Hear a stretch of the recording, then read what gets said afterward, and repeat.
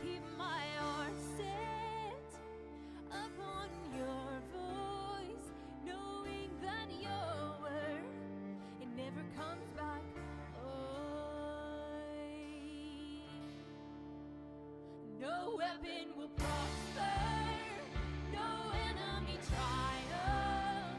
He will not overcome. He can't scale these walls. Injustice will not win. Hell's gates will not prevail. Not on my time. Not on my watch. I am a watchman, and I take my place. As I wait, I will keep the faith. 'Cause I am a watchman, and I stand my ground. But if I never see it, I will stay the course.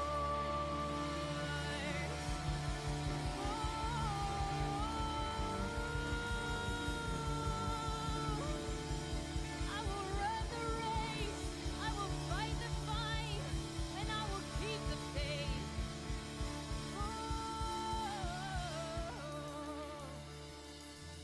I keep my eyes fixed on you.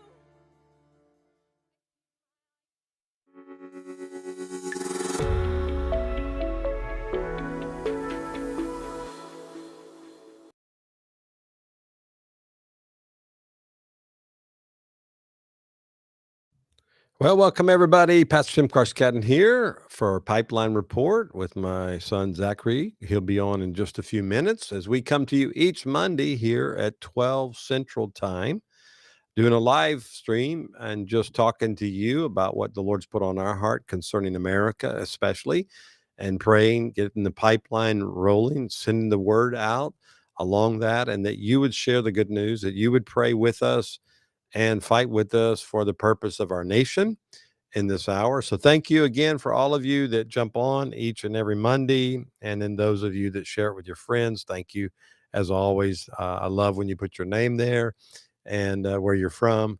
And again, if you have any questions during the hour that we usually do this, please put them in there in comments. We love those as well. We'd love to let you participate that way with us. We can't have everybody on the screen, but at least we can get your input and let that be part of this pipeline report that we come to you with every Monday at this time. We're excited about today because we feel like God has given some insight on how to navigate through this moment. We titled it today American First Policy, and we want to discuss that. There are some major pros for that for all of us Americans, definitely, but there are also some minuses, some negatives. And I think that we have to be responsible, balancing as believers. Remember, we're patriots. It's kingdom first, then the nation. We can't be what we call nationalist, Christian nationalist, which is the national purpose supersedes kingdom purpose. It cannot. I know there are multiple definitions of Christian nationalists. I may let my son speak to that, Zach, because he's really dug into that about what a Christian nationalist is. We get tagged that. I've been in media where I and people like me have been called nationals, Christian nationalists, and I didn't even know what the term really meant when it was first tagged. And then there are others that have been stuck with it as well, and we're not. We're patriots. I'm a patriot for a nation, but I'm also a kingdom citizen first, and that's what we want to talk about. We say America first, but we really should, for us, we should say kingdom first. That's what Jesus said in Matthew 6:33, seek first the kingdom of God and his righteousness. And then God takes and prevails in our nation. Today on the calendar, a biblical calendar, it's the 14th day of the second month of Yar. And I preached a sermon on it yesterday and also my podcast today about it. If you want to go listen to the podcast, we did pull down our video temporarily on the message. We're doing some things with it to make sure it's what we want to say and what we want to decree concerning this very important moment in history where in this moment I told people I really feel like there's an open heaven for second chances. I've already experienced some today where things that God has given us these second opportunities. And if you know the story, I read it yesterday, but it's in Numbers chapter 9 when the Israelites, and not just Jews, but anybody that was with Israel at that time, even the mixed multitude, for many reasons weren't able to come to the feast of Passover. And they came to Moses and they said we couldn't come because we had to deal with family issues. They were unclean ceremonially because they touched somebody who was dead, a family member or whatever, or they were on a long journey and couldn't get there in time. That's the beauty of our Passover lamb. There's no distance and there's no time anymore. We have full access to the throne of grace.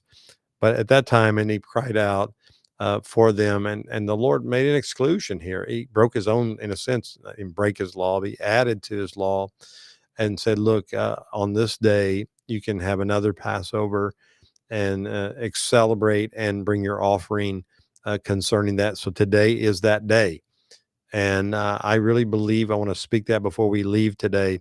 A second chance for you. Any missed opportunities because of circumstances, family, whatever. There are many reasons that happened. And I really feel like the Lord wants to give you that second opportunity. So we really had a real breakthrough yesterday. Many people were touched by the Lord. And then we had demonstration of prophesying to people that they can have that second opportunity. As I speak, I got my television up here. I'm watching the American soldier. He's both American and Israeli. Has been released from being a hostage he's been kidnapped in Gaza, and they have released him now. And we'll talk about that a little bit about the American First policy. It goes with this, and he is being released right now. And that matter of fact, the family is about to get with him and spend time with him. So we're so thankful for that breakthrough. But that there are still, we believe, 23 other hostages that are alive, 50 plus counting the bodies of those that are dead. But most reliable sources say there's 23 now that are alive, and we want to see them all. Want them to see all released, and this is a game changer for many reasons when we talk about this in the Israel policy. Now, when we say America first, well, before I do that, Zach, why don't you come in and speak to the Christian nationalist point? Because I think that's very important because it's going to go with the America first statement that we're going with. Because again, we call ourselves patriots, that to you, but this term is thrown out all over the place. And there are people in our movement that have actually embraced it and said it's okay to be called that, and I don't have a problem. I'm proud. It's kind of like a Freemason who says, I'm a Christian and a Freemason. I don't have a problem being a nationalist and being a Christian too. But we need to really define this if we're going to deal with the American First policy. Go ahead. Yeah, I need to go back and find Randy and I did a very long, extensive discussion about this. I'll go back and find it and repost the link in here in the chats here in a second. But the premise is this: is that and part of it, part of the reason why people want to accept the term Christian nationalism is because America was, and we talked about it last week, and especially with the National Day of Prayer. America has a founding on biblical, moral, ethic centric worldview and Judeo Christian worldview, and even some of that is debatable. Some denominations say no, Judeo just Christian, but I'm not here to get into that. And the idea is that you need to promote your country over other people's countries, and there's a biblical outline for that, but it gets to the point where you start taking pride in your nation over, like what you just mentioned, over the kingdom. And the reality is we need to be kingdom focused, and we can still then be nation focused after that, as long as our nation is in line with what the kingdom wants as believers. But then when you start to take the biblical aspect of it out of kingdom and following and being obedient to what the Lord has, not only for you, but for your nation, you then start to get into what are called good ideas versus God ideas. And I'm paraphrasing, I'm being very simple because it's a very long and arduous argument to go through. But the reality is should we accept this? is no, because a lot of the terms that even those who are accepting, they're ignoring, which is what the Nazis would have deemed, as well as calling them the National Socialist Party of then Germany. And what that does is that says, well, let's turn everything over to the state. Let's let the state be God. Let's let the state rule everything. And this is where the rub comes is of, and this is why our founding fathers allowed for one, the First Amendment, but the Second Amendment. And there's this term that there's a saying that I think it kind of sums it up best is you can't legislate righteousness. And what the Christian nationalists try to do is they try to legislate righteousness, i.e., the abolition, trying to get rid of alcohol is, but yet you have the black market in sales of drinking of alcohol because you can't force the hearts and minds of men to change. Yes, you can try your best to overturn it and legislate it, but the reality is just because you do this doesn't mean that it will eventually do it. And they take scripture and they pervert it out of Psalms and Revelation, where it talks about how Jesus comes down, he rules with an iron fist, and they say, well, that means now. Well, the reality is, well, let's look at the context of when David was talking about it in Psalms, and then also when it was being written about in reference to Christ in his reign after the second coming. So it's a convenient theology, to say the least. And the problem is, you have some people in the charismatic circles who are accepting this. And the reality is the term patriot. Derek Prince kind of stood a hard line on this even in his day, because the same argument kept coming around then of, look, we can be patriots towards the ideals that this nation has, but those ideals must come in alignment with biblical scripture. And this goes back to what we saw during COVID, Romans 13, of the natural order within the kingdom of where the government lies, of under the authority of God, and they've only been given that authority because God has allowed them to be in that position. So hopefully I can that makes more sense to you. And the reason we want to reject the term Christian nationalist is because of the ties to Nazi Germany. Because Yes. what it then does is you accept the nationalist part. Well, the left goes, well, you're nationalist. Well, Nazis were nationalist. And not only did they want what was best for their country, but they white supremacy, the Holocaust, racist, etc., stuff like that. So they want Christians to accept this term so that they can bash you over the head for it. And those who aren't kind of in tune with that and realizing that even though the media, mainstream media, says these outlandish things, there still are millions of Americans who listen to them. And they still have an effect. They still have a stronghold in the schools. So when they say these things, not only do they preach it and teach it in the news media, but they're teaching it and preaching it in the schools. Now you have a whole other battle that you now have to deal with coming out of the education system that you have to confront. And what are we seeing that with the elitist schools that we're seeing now with the problems that they're having with Israel? They're these same type of debates and problems. And these are the things that if we don't deal with them at the crux and outright reject them, which we have, unfortunately, I mean, we have to, there are people we walk with that just have accepted this term. And it's more out of naivety because they haven't studied it in its true definitions and heard some of the arguments of the people who have literally written the books of what it means to be a Christian nationalist, where they want to rule with authority, a totalitarian authority that the left is worried about from a religious standpoint of view. And while we can sit here and say, well, that might be nice, I have all these laws and we're doing all these quote unquote righteous things, but at the end of the day is you can't legislate righteousness, as we've seen in history's past. So now the argument comes up, well, what about abortion? Well, that's simple. You're protecting life. That goes back to any law in any country, thou shalt not murder. That's right. I mean, those arguments kind of don't play out there.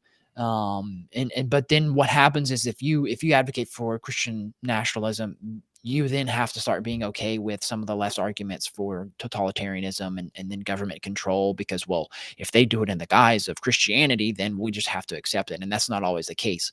That's why the founding fathers knew there needed to be three branches of governments, knew there didn't need to be a federal religious standard for getting in. It could be at the state level. That's one thing they did understand with the Federalist Papers. A lot of things needed to be dealt down. and push down. And they felt that that was okay. But as far as a whole, because you're going to have such a huge nation overall, even then at the time, 13 states, is that there needed to be some room and some rope for differing viewpoints, and hopefully that we could all come together based upon biblical moral values. And now we're starting to see that twisted with other religions being involved and trying to make their rules and things, and that's another topic to discuss. Right. And so the sad thing is the easy acceptance of this term that it is, 30 minutes listening to this argument from a theological standpoint is just, it is heartbreaking to see that this just leads to things that are devastating for the country because of the pushback there. And so hopefully now, this basic, let me go back while I let you talk. I'll go back Okay. and try to find that with Randy Clark. And we did, I think, two episodes on it. We dove deep into it and really, really dug into it. And Randy talks more about from the results of this type of thinking within Nazi Germany and what that actually led to. And I think it's important because, again, my topic today is America First. And we have to understand, for us, at least on Pipeline Report here, Christian Center's Report, we are not Christian nationalists in that term. We love our nation. We love the purpose of our nation, but we're not that. We believe that kingdom first in all that we say and do. And so that's our passion. So let me get into the America First policies. I want to give you an example of a good policy that President Trump today signed a executive order, which is going to lower our pharmaceutical cost. And if you're on medication, insulin, anything like that, you're going to be so thankful for what just happened today. There's a lot of questions on how it's all going to play out. But here's an example, and here's President Trump sharing his view on this, and I think it'll help you understand what I mean about American First. This is a plus. This is not a negative today. But starting today, the United States will no longer subsidize the health care of foreign countries, which is what we were doing. We're subsidizing others' health care. Countries where they paid a small fraction of what for the same drug that what we pay many, many times more for. And will no longer tolerate profiteering and price gouging from Big Pharma. But again, it was really the countries that forced Big Pharma to do things that, frankly, I'm not sure they really felt comfortable doing. But they've gotten away with it, these countries. European Union has been brutal. And the drug companies actually told me stories. It was just brutal how they forced them. And European Union suing all our companies, Apple, Google, Meta. They're suing all of our companies. They end up, they have judges that are European Union-centric, and they get rewarded $15 billion, $17 billion, $20 billion, and they use that to run their operation. Not going to happen. So we see here where it's enough. Now, for me, I travel, and I've seen this firsthand when you go to another nation and the price of medication versus what we pay for it here. And what he's saying here is we're stopping that. So what other nations do is when our pharmaceutical companies want to charge these exorbitant prices for R&D, they say, eventually R&D gets paid for, but they do it for R&D and research and development. And the Europeans sue for it and they get the prices down.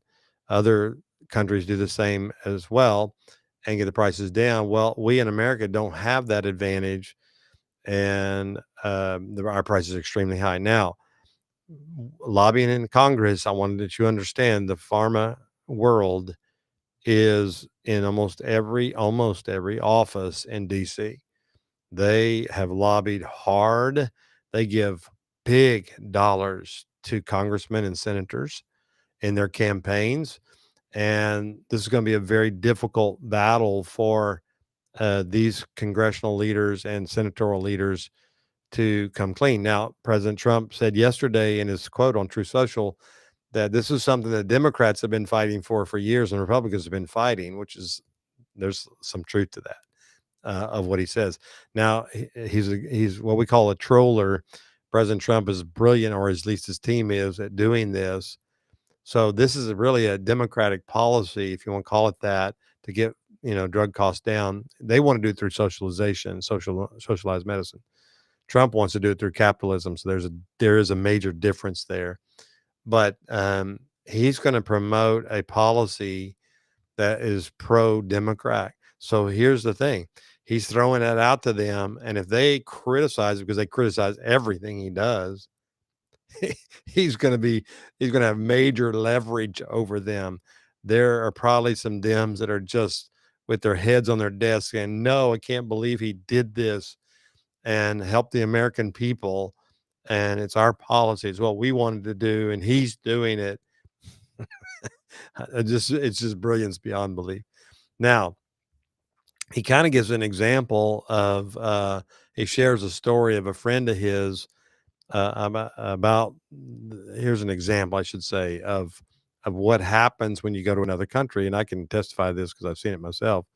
But listen to this funny story. I mean, I'll tell you a story. A friend of mine who's a businessman, very, very, very top guy. Most of you would have heard of him. A highly neurotic, brilliant businessman, seriously overweight, and he takes the fat shot drug. And he called me up, and he said, President, he calls me, he used to call me Donald, now he calls me President, so that's nice respect. But he's a rough guy, smart guy, very successful, very rich. I wouldn't even know how we would know this, but because he's got comments. President, could I ask you a question? What? I'm in London, and I just paid for this damn fat drug I take. I said, it's not working. He said, I just paid $88. And in New York, I pay $1,300. What the hell is going on? He said, so I checked. And it's the same box, made in the same plant, by the same company. It's the identical pill that I buy in New York. And here I'm paying $88 in London. In New York, I'm paying $1,300. Now, this is a great businessman, but he's not familiar with this crazy situation that we have. But he was stunned. But it was just one of those stories. And I brought it up with the drug companies, represented by somebody who's very, very smart, good person, too. And we argued about it for about half hour. And then finally he just said, because they can't justify it, he just said, look, you got me. You got me. I can no longer they've been justifying this crap for years. They said, oh, it's research and development. Well, I said, well, research and development, other countries should pay research and development too. It's for their benefit. It was just one of those things. And the other countries would set a price, and they'd meet the price, and they'd say, if you don't meet the price, you can't sell it in our country. I said, well, then you walk away, and, they'll call you back, and they'll sell it in the country. But now they'll have to do. So he really lines it out there of what is happening on this issue. And I've experienced it. I remember when I was in Nicaragua, and I'd had some intestinal problems from parasites, and I knew the drug here in America. I knew the cost. I go into this pharmacy in Nicaragua, and the walls are just filled with drugs everywhere. You don't even have to have prescriptions there. It's crazy. You literally walk in and just tell them what you want. Anyway, and they're all American companies. And I mean, literally, I was paying pennies on the dollar. I'm not making that up. I think the medicine I bought was like $3 I paid. And I think here in America, it was $130 or something like that. And it's the same. And I realize in third world countries like that, we do subsidize some, but this is what's going on in other countries too, developed countries, where they say, we're not going to pay those prices. These are American companies. We're not going to pay those prices for your drugs. And, like President Trump just said there, they do that. So this is an American first policy that I think is a good policy. That's my view. They're going to help Americans. They're going to get the price of their medication down, et cetera. And we're not going to keep getting messed around with by these other countries. And I think his point was made very well there, that they need to pay for the research and development too. If they're going to reap the benefit of it, they need to pay for it as some as well. Now, the payment of this thing is kind of wild. of how they're going to do this. And it is really affecting the markets big time in Asia and so forth because of this. Um, the battle that's going on there, because it's affecting everything as far as the pricing and everything, because the rest of the world has had it so good for so long that they don't know how this is going to play out. So here's a little report from Asia, what's happening in the markets. I'll play this and it'll help you understand a litlittle bit what's going on. That Americans pay no more than people in countries that have the lowest price. Let's get more now with Katya Dmitrieva. Katya, good morning. What more do we know? Well, we know that this would be a very big policy indeed in the U.S. This is a key promise from President Trump during both election runs, in fact, in 2016, as well as his most recent campaign. And the idea of this, which, of course, we only know from his Truth Social post, so still a lot of questions. But what we do know so far is this would revive sort of a most favored nation approach to drug pricing. In other words, the U.S. or a U.S. consumer would be paying essentially the same as the lowest price available elsewhere, at least on the face of it. So you think about buying a vial of insulin in Turkey for a couple dollars, it should be the same price for American consumers. Now, a lot of questions as well about how this would apply alongside tariffs. There were pharmaceutical tariffs announced recently that would, of course, potentially cause shortages and drive up prices. Also, how it would be implemented, because Republicans themselves are not very favorable to this. They don't really like the most favored nation approach, as well as pharmaceutical companies as well. As you mentioned there, a lot of pharma stocks reacting very negatively to this news. Yeah, particularly. And I think she makes the point very well there about, we're not sure all the details of it, but again, how they're going to pay for this is going to be the big question. Already in the Asian session, the likes of the Japanese drug maker Chugai Pharmaceutical, Takeda Pharmaceutical as well, losing about 5% earlier on in trading. Katya, just talk us through which other stocks we ought to be watching. Of course, the European Open could feel a bit of this as well. Yeah, of course. European stocks, pharmaceutical stocks in particular. We had in the Asian session, of course, some powers at play there, because there are some positive developments in the U.S.-China trade talks, which kind of gave a lift. But certainly European stocks, U.S. as well. When things get underway, Trump is. I don't want to get caught up in the weeds of all that, but you understand what we're saying. So what we're going to see here is a shift where we're going to be have a more fair opportunity and not be gouged this way. And it is hard for so many Americans. There are so many times I've gone to the pharmacy, usually because of I had a surgery and stuff. I was having to get stuff, and the pharmacist feels guilty for having to charge you what they have to charge you. I've had them tell me that, where like, I'm sorry, this costs so much. It's ridiculous. They'll say stuff like that. And I don't have any, just my insurance, whatever I use. I don't even use insurance. I do a Christian co-share thing, but I don't have any pharmaceutical coverage. And so when they see I'm self-pay, they really feel bad, and they try to find ways to, hey, I can give you this discount or give this. I mean, it's just horrible. And they watch people. I've seen people at the pharmacy who literally, I can't afford that, and turn around and walk away and not pay their bill. I mean, not pick up their medication because they don't have the money for it. And this is a major shift. So this is a good American first policy. How it's going to play out is very difficult, how he's going to pull this off. But this could help a lot of Americans. This is a good American first policy. You said it there. It deals with fair trade there internationally, but then also is, what does this really affect? This will affect Medicare and Medicaid, especially because, we as a taxpayer will hopefully be paying less overall for a lot of your prescription drugs that government assistance pays for. And not to knock those programs, but it's to say, is like, look, if we're trying to cut out fraud, waste, and abuse, but you can do it on the cost side, internally, but externally, if you can also deal with it from the market standpoint of view, then better on Trump. And why haven't Democrats and Republicans come to this thought process before? I mean, you have to kind of hit Republicans over the head for this, and even Democrats, and say, hey, look, like this is affecting and a simple solution. This is affecting your everyday Americans, and more so if we're struggling $36 trillion of debt and climbing. What better way than, okay, if we don't need that much in tax revenue to cover, say, a lower bill, then we can cut taxes for everyone. So this is a multi-pronged approach to help everyday Americans and get the economy back on track, and hopefully get people more medicines that they may need moving forward in the days ahead. So again, this is a good American first policy. It for me as a patriot, as a kingdom person, it's good. I want to help my fellow man and my nation. I don't want him to be taken advantage of, the injustice of what's going on, that others have fought to make sure their prices are down, but we have not.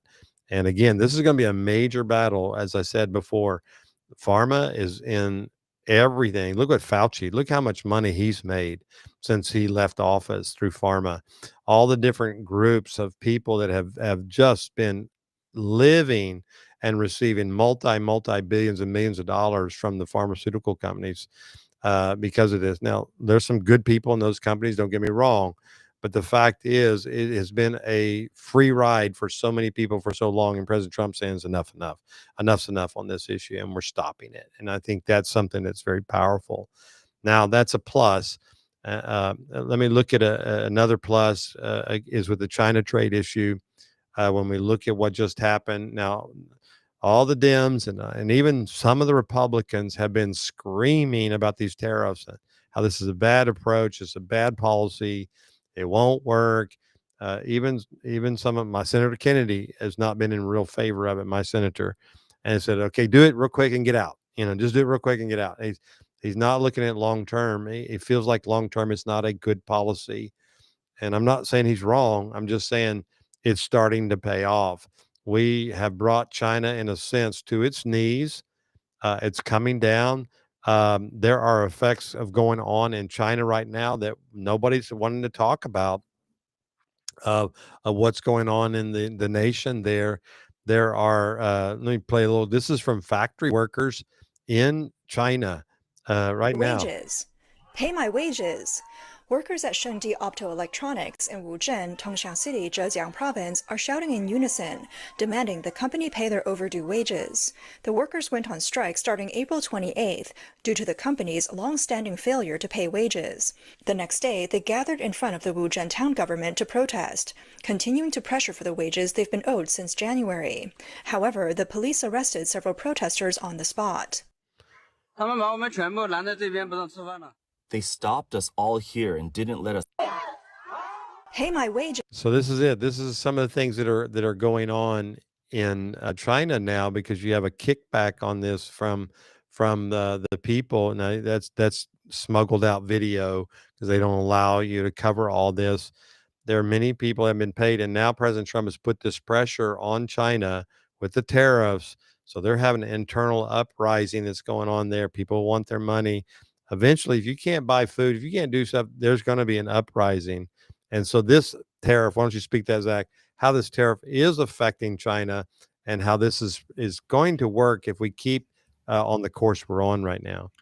Yeah, so this is a key point here, the uprising of the Chinese workers, because the issue now is going to be okay, is the government going to go in and forcefully make these workers go back to work, i.e., slave labor?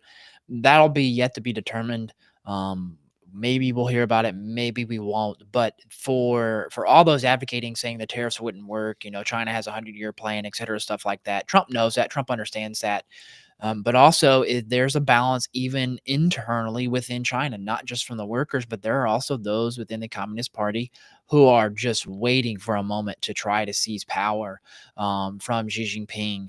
And they try to put out a forward-facing unified front. But as we saw with the Soviet Union, there's a lot of internal discourse and discussions and maneuvering and possible backstabbing and things that happen that from people who have been in country, U.S. analysts, even those in favor of China and wanting to see China, wanting, a better U.S.-China relations, are saying have been for at least 10, 15 years, internal discussions of, well, who's next after Xi Jinping? So people are already starting to play the futuristic control game there.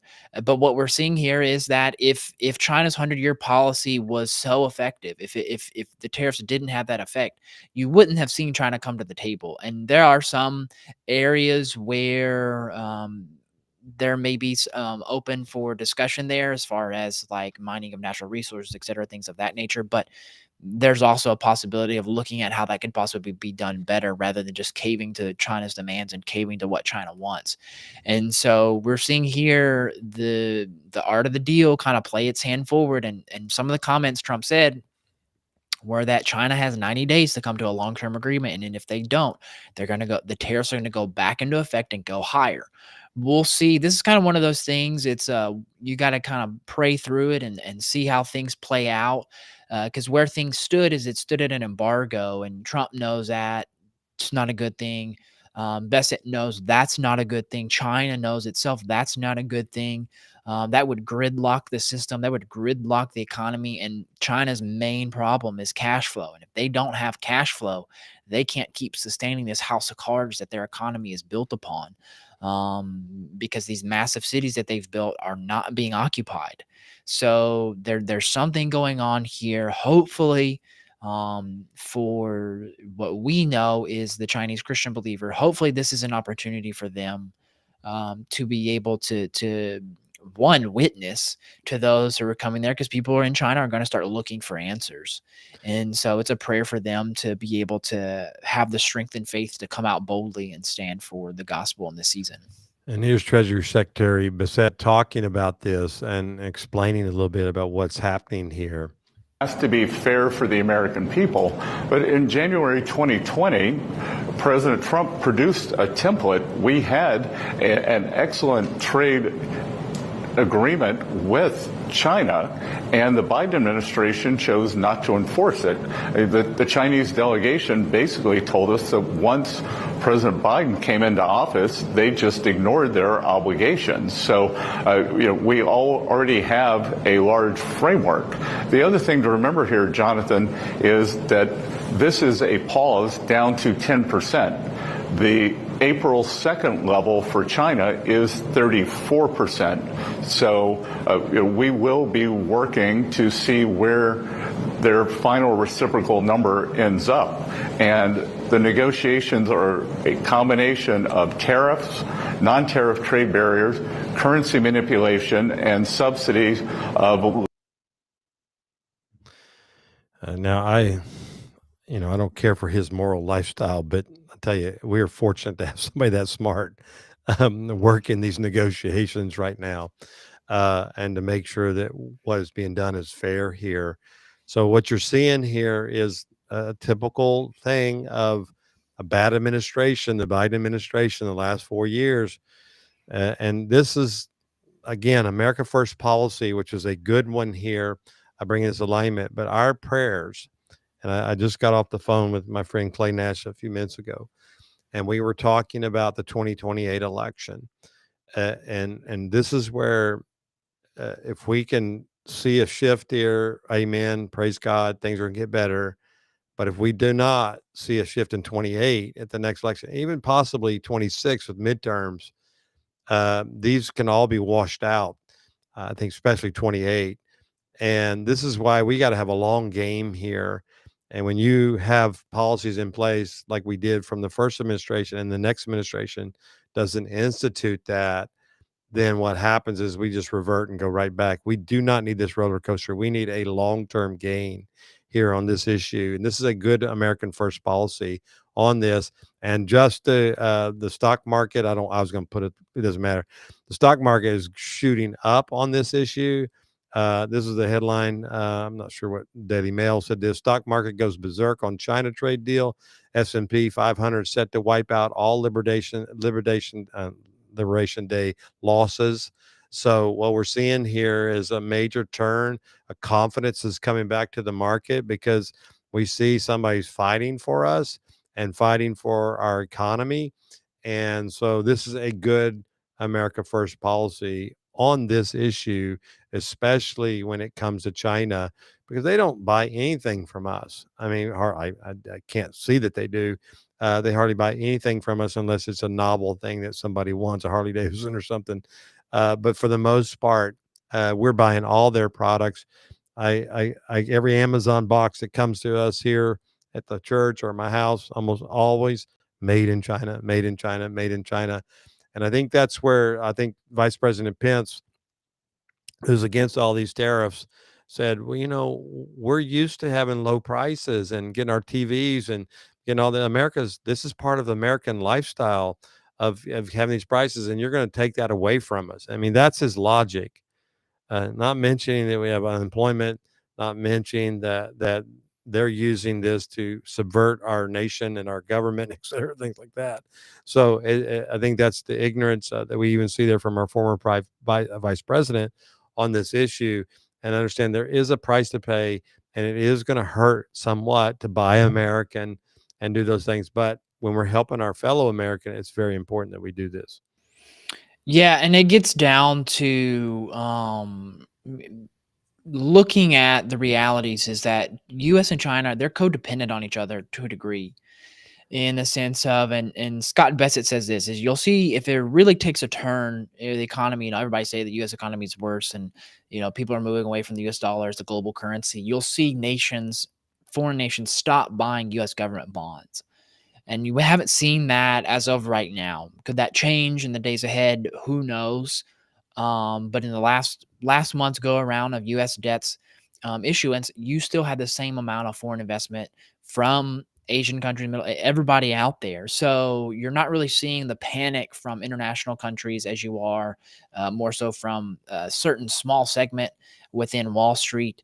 And also, is China needs, not only do they need us as trade partners, but they need us as economic partners as well, so that we can keep buying their stuff, so that we can keep paying back their government bonds.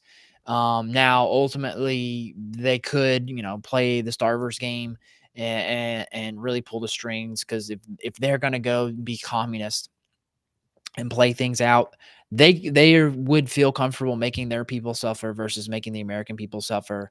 And so will that play out? But then there's also the internal discussion. So there's a lot at play here. Mm-hmm. Things we need to be realized, and not just listen to what certain aspects of even those on the right wing media are saying of, oh, doing tariffs are horrible. Because it gets back to one, free trade, and Scott Bassett said it there, is fair trade. We have to look at things around the world, and if you can bring pharmaceuticals home, you can bring necessities. If you can bring mining of natural resources for things like chips and tech gear and things that go into missiles and missile defense, et cetera, stuff like that. If we can start bringing that home, then you can start seeing a shift of negotiation strategies. And then, hey, look at what just happened in India and China. And so a lot of these things are kind of tied back to there. And yeah, there are some things in pocketbook, but let's also look at the type of things that are coming out of China. They're cheap plastics. And they break, you have to buy 3 and 4 of them. Whereas if you bought American, you'd probably have to buy just one. And obviously that's goes scenario by scenario. But the reality is not only a lot of the things you buy from China, they have lead or different things, microplastics that are causing health problems. So Yep. we have to start looking at the realities of what's actually happening. Okay, we can buy it cheaper, but what is the ultimate long-term cost? Yes, that's it. I think that's something that's being missed here. And, also, if we're going to have production increase, this American First policy, if you're going to start doing manufacturing again, we have a problem of a workforce in America that has lost its, I don't know, its desire to work in those type of industries. And because it's been so cheap to farm it out, and we've gotten used to low prices and not having to do those jobs.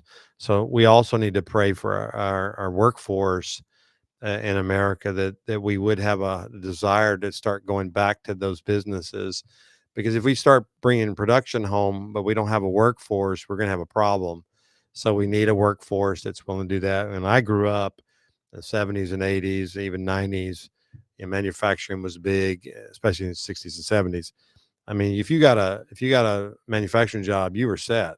It wasn't an easy job, but you had guaranteed wages, you had unions, you had phenomenal benefits for them, and so everybody kind of wanted that job. It was a guaranteed income, et cetera. Well, we don't have that workforce anymore, and with AI, we got all sorts of things happening here. So we are really in an unusual spot right now of how this is all going to work out. So pray for the president. Pray as we talk about bringing products back home, and this is first stop. So the negative of American First, I want to just speak a few minutes about that, and Zach and I a little bit.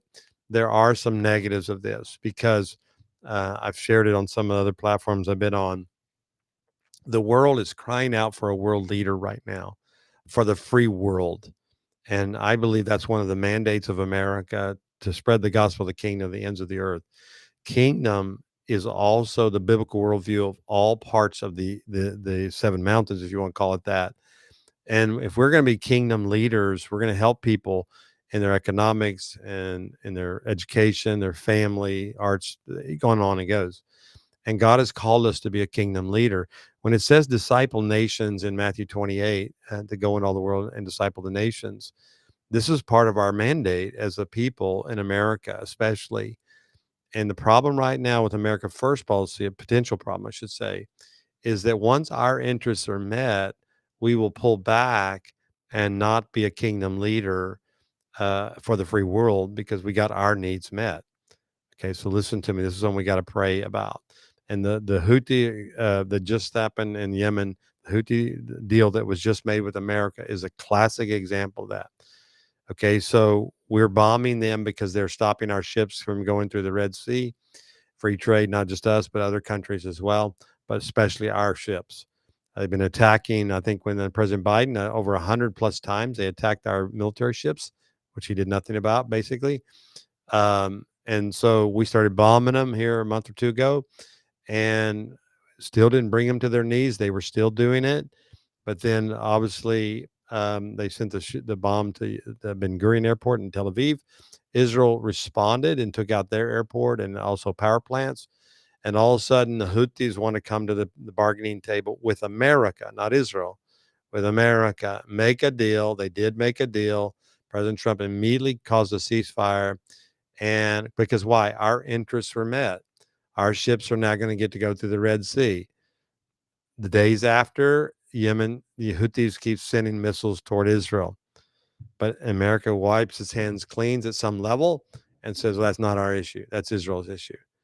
And again, we're called to lead, and we're called to protect and to be one of those people in the world. That's one of our prophetic calls of our nation.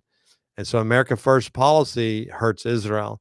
Israel feels betrayed in the sense that they were helping as well with the America interest there. And now they're telling the Israelis, you're on your own now, basically. I know it's not that clear cut, but basically they're telling them you're on your own now. Take care of them. You got the weapons, fight. Well, you fight on your own. So we saw that. That's a negative of American First policy. Also, we're seeing this also in this. I'm watching here on our American hostages. Our hostage, last one that's in Gaza. They're going to pull them out. The Hamas is doing the same thing the Houthis did. They're seeing the reality of what just happened in Yemen, and they're saying, okay, let's take away the American interest, which is the last American hostage. So now they give us for nothing. I mean, no requirements. It's the first time ever. This is a totally different policy where they're giving us our hostage back with nothing, asking nothing in return, no fanfare, no American world television of it. They're just let him go and get him out of there. So now America does not have an interest in the hostages because we don't have any more American hostages. They're all Israelis or some other country. And so what the Hamas is counting on is that America is going to stop putting pressure on them and start putting pressure on Israel to stop the Gazan war. Now, America has said publicly that they're not going to do that. There was one report we put on the pipeline report page that Israel, Jerusalem Post, that possibly President Trump is going to announce a possible Palestinian state. Ambassador Huckabee said he doesn't believe that's true. He said he'd rely more on a 4-year-old as a source rather than the Jerusalem Post source. So we don't know how that's going to play out. He's the great negotiator. American first could be a whole thing. Hey, our interests are met. Let's make a deal. Let's even talk about a Palestinian state. I think he would talk about it in another country like Jordan or something like that. But we have got to pray. We got to be on the wall on this issue. So again, we look from a kingdom perspective, not just an American perspective. Go ahead, Zach. The big thing that would kind of draw that the Palestinians are trying to draw on here and the world is trying to draw on is this idea that's been around since the founding of our nation of this isolation mentality, and it's more of a spirit to say, oh, the world doesn't need you, go back in your corner, stay there, etc., stuff like that, only focus on yourself. And that's where kind of the nationalistic interest can be kind of deceiving, is not that America needs to be the world's police force, but that when America hasn't looked at protecting its own interest abroad, still being somewhat nationalistic, they've put themselves in isolation and have had their merchant ships and companies and citizens, wherever they may be at, in harm's way. For whatever reason, people just love to attack, and there's some connotations and reasons why. But there's the line in the Marine hymnal that talks about from the shores, from the hills of Montezuma, from the shores of Tripoli. And that talks about how when America realized, oh, we need to go out there and we need to protect our own people and our own ships around the country. Mm-hmm. And for Trump knows this, and hopefully the rest in his administration can come to know this, and the American people can come to know this significance, because right now there's a lot of libertarians around him who want to be more isolationists, and maybe Whitcroft might fall in that category there. And there's talks now coming up more and more about whether he's the right person actually needs to be in this negotiation. And Trump's threatened to put Marco Rubio there. And right now, Trump's in the Middle East. Marco Rubio's there with him, but so is Whitcroft.